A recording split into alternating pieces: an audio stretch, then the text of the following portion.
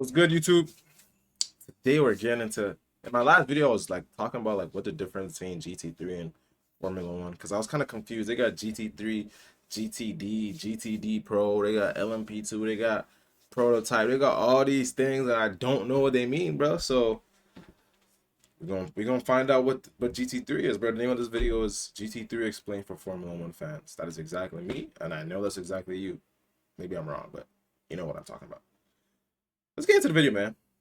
If you are a Formula One fan, there is a very good chance that GT3 racing has always existed somewhere in the background of your motorsport awareness. Even You have Max seen the cars Verstappen raced before, in you have heard the term GT3 mentioned last during year. race weekends or in passing conversations, but you have probably never felt the need to fully understand what GT3 GT3 just actually looks is. cool too, That reaction bro. makes sense because Formula One has always positioned itself as the absolute peak of motorsport, with the fastest cars, the most advanced technology, and the best drivers in the world.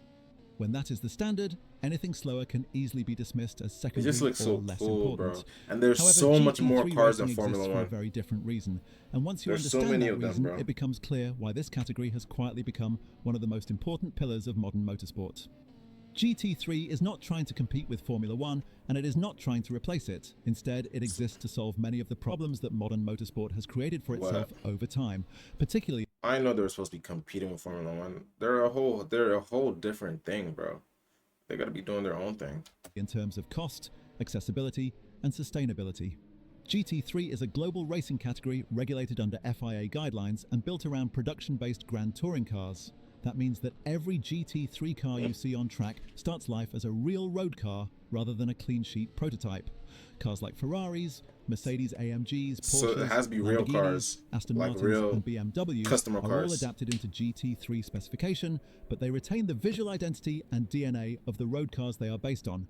This immediately makes GT3 more relatable because fans are not watching abstract machines, but rather racing versions of cars they recognize. Something that they have. Despite being production-based, GT3 cars are still extremely serious race machines.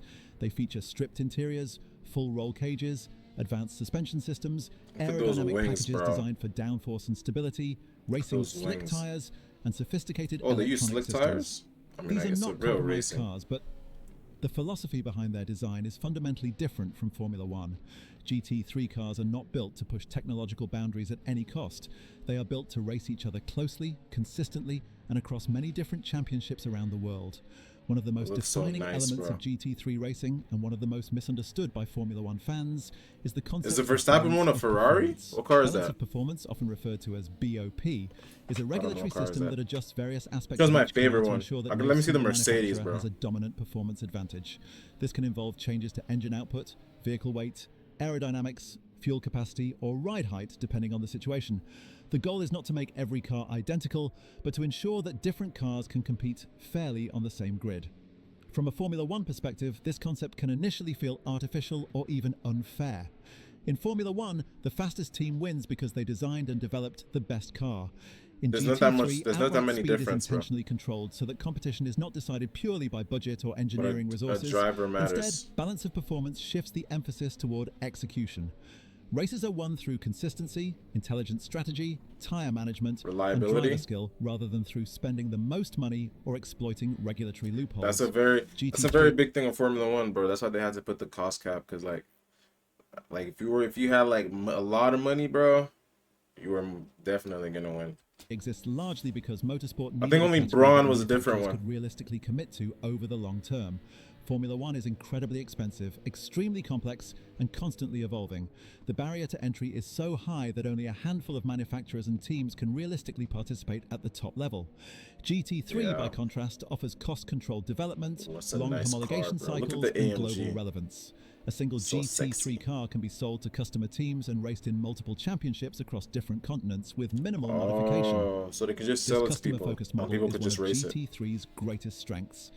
Manufacturers do not build GT3 cars solely for factory teams. They build them to be sold, raced, and supported by private teams and drivers.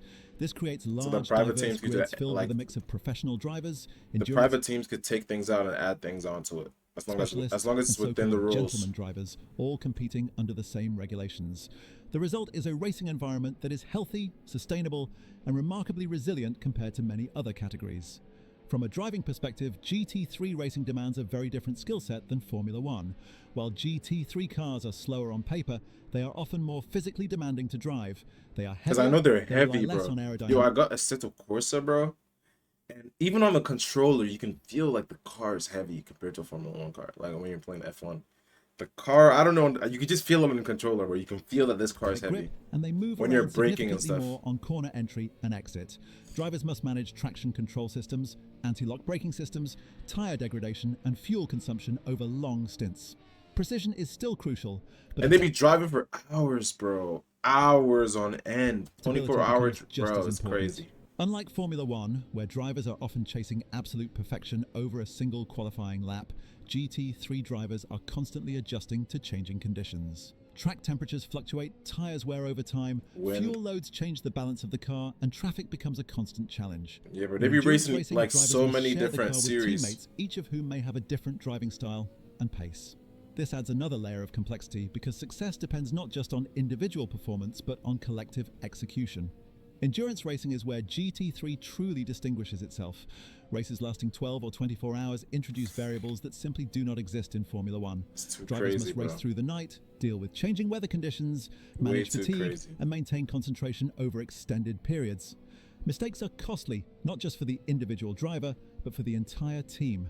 This environment rewards discipline, patience, and mechanical sympathy as much as raw speed. This is one of the reasons why GT3 Mechanical racing is so sympathy. highly respected among drivers, including those from Formula One.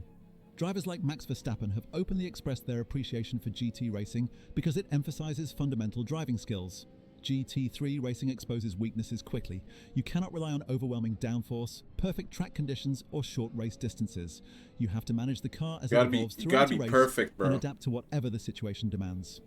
Comparing GT3 directly to Adaptability, Formula too. One often misses the point. These categories are not competitors and they are not That's trying to clean. achieve the same goals. Formula Clean One exists pass. to push the limits of technology and performance, showcasing what is possible when engineering and innovation are prioritized above all else.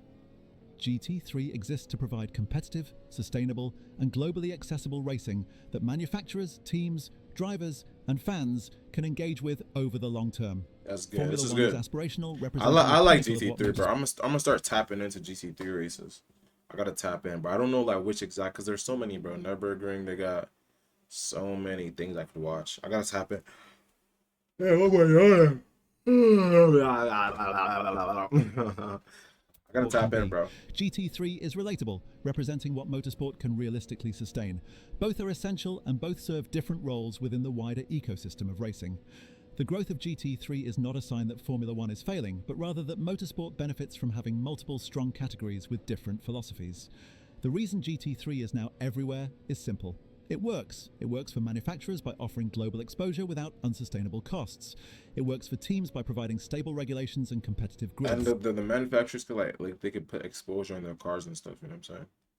It works for drivers by rewarding complete skill sets rather than specialization. And it works for fans by delivering close racing, recognizable cars, Bro. and genuine Hella close, bro. unpredictability.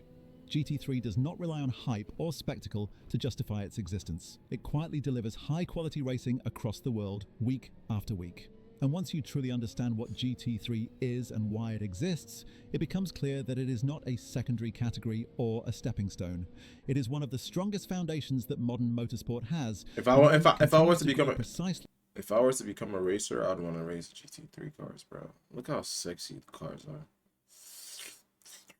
This makes me want to eat it up, bro. Makes me want to eat it up bad. It's a W video, man. This is good though.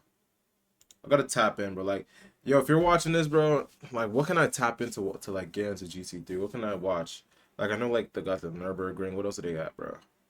Like so many things, bro. 500 at Daytona 500. Make sure to like, subscribe, share the video, and yeah, let me know what to react to. I'll react to anything you want me to. I'm gonna see you in the next video. Peace out.